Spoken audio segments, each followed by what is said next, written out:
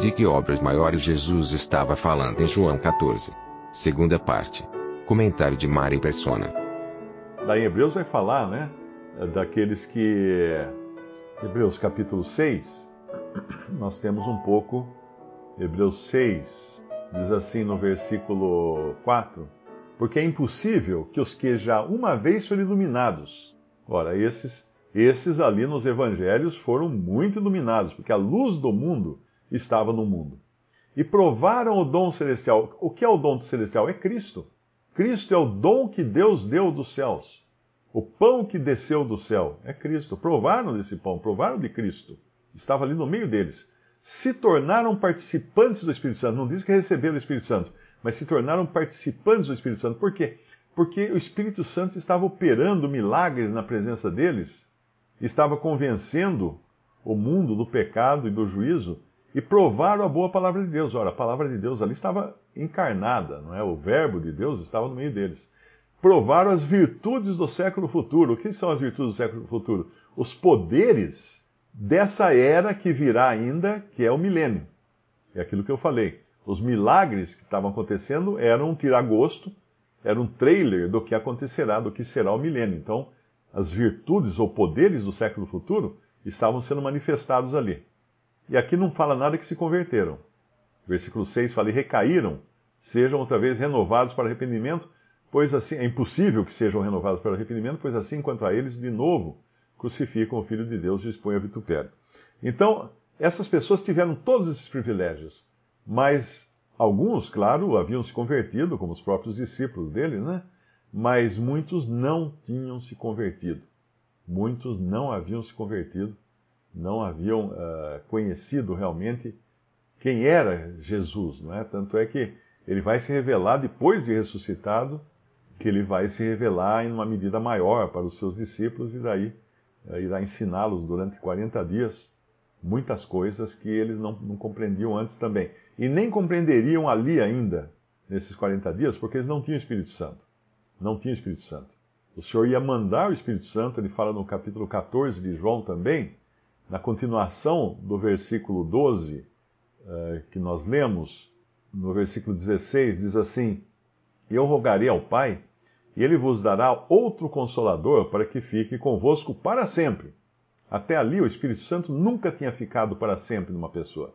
Ele podia, eventualmente, entrar numa pessoa para capacitar aquela pessoa para determinadas obras, como, por exemplo, Davi, né? Davi tem um momento, ele ora, ele roga a Deus: não retires de mim o teu Espírito.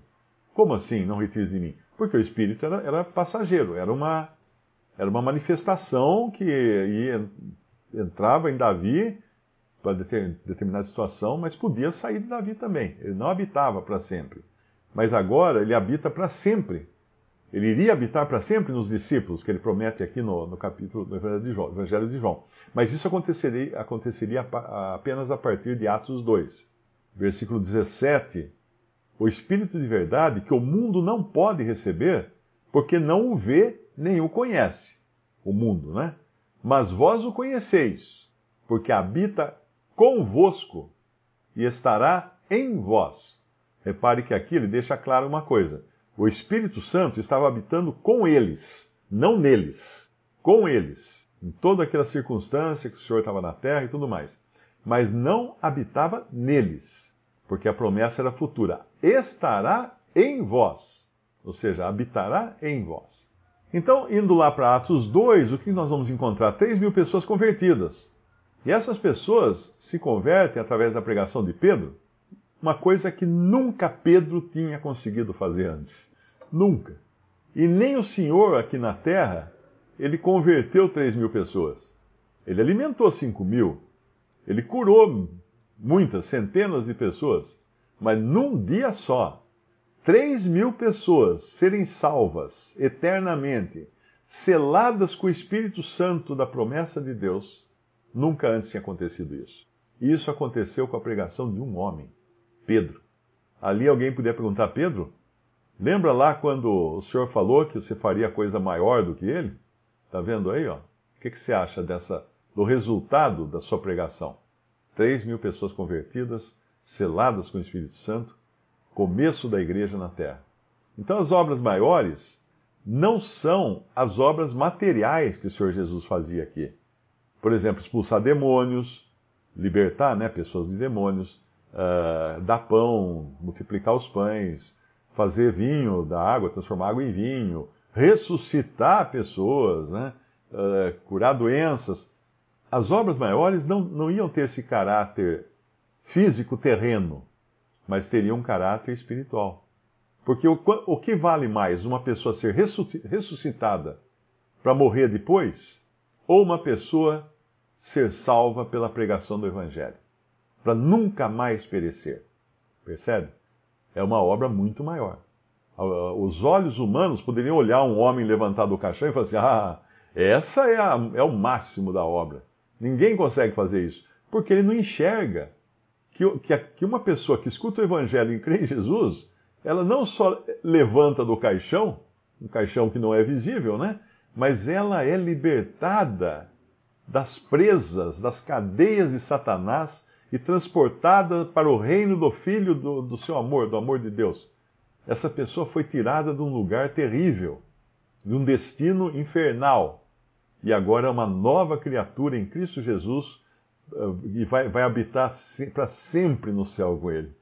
E aí você vai comparar isso com um cara que levanta do caixão, sai do cemitério andando, todo mundo aplaudindo, ele tropeça na calçada, bate a cabeça e morre. Não é a mesma coisa. Não é a mesma coisa. Porque aqueles que creram em Cristo nunca mais verão a morte. O corpo talvez morra, mas esperamos que o arrebatamento aconteça antes, mas nunca mais, sobre eles não tem o poder da segunda morte. A segunda morte é a condenação eterna no lago de fogo, que vai acontecer com os que não creram em Jesus, lá no final do livro de Apocalipse, no juízo final, diante do grande trono branco de Cristo, o Filho do Homem, julgando todos os seres humanos. E além disso, pensa só na pregação de Pedro. Quando essas pessoas escutaram o Evangelho da boca de Pedro, elas foram transformadas em membros do corpo de Cristo. São membros do corpo de Cristo, como somos membros nós hoje do corpo de Cristo. Somos membros do corpo daquele que criou o universo, que criou as estrelas, que fez todas as coisas. Somos membros do seu corpo, porque ele tem um corpo. Ele tem um corpo, e esse corpo está hoje na terra. A cabeça está no céu, mas o corpo está na terra, seguindo os comandos da cabeça que está no céu. Então essas obras são obras espirituais, não visíveis e muito menos ao incrédulo. Assim como nenhum incrédulo viu o Senhor Jesus ressuscitar, nenhum incrédulo. Tem um filme que passa por aí, que fala de um centurião. Eu não cheguei a assistir, porque quando eu vejo que o filme é bíblico, né, supostamente bíblico, eu passo reto, porque eu sei que ele vai contaminar minha mente, e quando eu for ler a Bíblia, eu vou me lembrar das cenas desse filme e tudo mais, e aí vai estar tudo errado, vai atrapalhar, não vai ajudar em nada. Então, eu li comentários sobre esse filme, que seria um centurião que se encontra com Jesus depois de Jesus ressuscitado, e aí ele se converte, deve ser alguma coisa assim. Mas ninguém viu a Jesus ressuscitado. Ninguém. Então, se você vai assistir esse filme, não gaste dinheiro, ou veja um desenho animado que isso vai ganhar mais. Agora, o que mais acontece, então? Então nós vemos que esses milagres, essas obras que nós fazemos, são obras muito mais elevadas, maiores, e quando você fala maiores, né, é porque elas são mais elevadas, porque elas são permanentes. Quando você conduz uma pessoa a Cristo, ela está permanentemente salva. E quem vai medir o valor dessas obras é só o próprio Senhor. Você pegar uma pessoa curada aí de uma doença incurável, não é? Qual a comparação disso com a pessoa ser curada do pecado e ser salva eternamente? Em 2 Coríntios, capítulo 4, versículo 18. Não atentando nós nas coisas que se veem, mas nas que se não veem, Porque as que se veem são temporais, e as que se não veem são eternas. Então, quando nós vemos, por exemplo, essas igrejas cheias aí, principalmente as pentecostais, neopentecostais, cheias de pessoas buscando ver alguma coisa, querem ver curas, querem ver milagres, querem ver o aleijado andar, o mudo falar, o surdo ouvir. O que eles estão fazendo ali? Por que não atentam para as coisas eternas? Tudo bem que se alguém for curado de uma enfermidade, glória a Deus por isso, mas hoje nós temos coisas muito mais preciosas com as quais nos ocuparmos, as coisas celestiais, as coisas eternas. Mas eu queria ainda comentar um versículo que aparecia lá naquele conjunto lá de João 4, João 14, aliás, João 14, quando ele fala assim no versículo 13, e tudo quanto pedirdes em meu nome, eu o farei, para que o Pai seja glorificado no Filho. Se pedirdes alguma coisa em meu nome, eu o farei. Pronto, agora ficou bom, né? Então eu vou pedir o quê? Deixa eu ver. Acho que eu quero um Camaro. Um Camaro 2020. Eu vou pedir um Camaro 2020 em nome de Jesus e vai acontecer. Eu quero um iate, eu quero uma casa na praia na Bahia. Apareceu a casa na praia na Bahia porque eu pedi em nome de Jesus e está escrito na Bíblia, não está? Bom, aí que está o problema de quem lê a Bíblia como se fosse só um versículo. Não é só um versículo. Não é só um versículo. Você tem que ler o conjunto da obra. Então tem um versículo lá em 1 João, eu acho que é 1 João, vamos ver. Isso, 1 João capítulo 5, versículo 14, ali diz assim: e esta é a confiança que temos nele, que se pedirmos alguma coisa, ele nos ouve. Então está igual lá, né? Está igual no Evangelho. Não está igual no Evangelho. Tem uma coisinha a mais aqui. E essa é a confiança que temos nele, que se pedirmos alguma coisa segundo a sua vontade, ele nos ouve. E se sabemos que nos ouve em tudo o que pedimos, sabemos que alcançamos as petições que lhe fizemos, segundo a sua vontade. O segredo está aqui. Esse é o segredo. Tudo o que pedirmos, o Senhor fará, desde que seja segundo a sua vontade. E como é saber qual é a vontade dele? Andando perto dele. Andando perto. Uma pessoa que anda perto de outra, ela consegue escutar qual é a vontade da outra. Eu me lembro do meu pai, né? Meu pai era muito engraçado. Meu pai, ele tinha humor para as coisas, sabe? Ele era muito bem-humorado, sempre tinha uma história para contar. Era uma pessoa super agradável, todo mundo gostava dele. Onde ele ia, ele parava para conversar e já vinha a história, já vinha contar a história. Mas meu pai, ele tinha um código que ele usava comigo e com as minhas duas irmãs.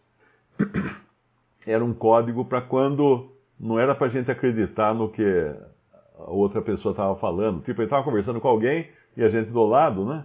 Aí o cara falava lá qualquer coisa, meu pai fazia assim, dava uma fungadinha assim, né? A gente já sabia que ele tá dizendo assim, não caia na conversa desse cara aí que é conversa mole. Pode esquecer o que ele falou aí, que não é isso não.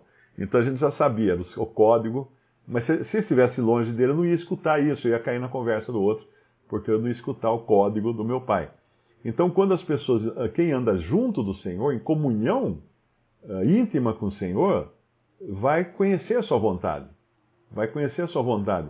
E principalmente aquele que quiser fazer a vontade dele, conhecerá qual é a vontade dele, conhecerá acerca da doutrina, do ensino dele. Quem quiser fazer a minha vontade, conhecerá acerca da doutrina. Ele fala no Evangelho isso. Então, para saber qual é a vontade dele, eu tenho que estar disposto a fazer a vontade dele, antes mesmo de saber qual é a vontade dele. Aí, sabendo a vontade dele, eu vou pedir segundo a sua vontade, não segundo os meus interesses. Visite Respondi.com.br. Visite também 3minutos.net.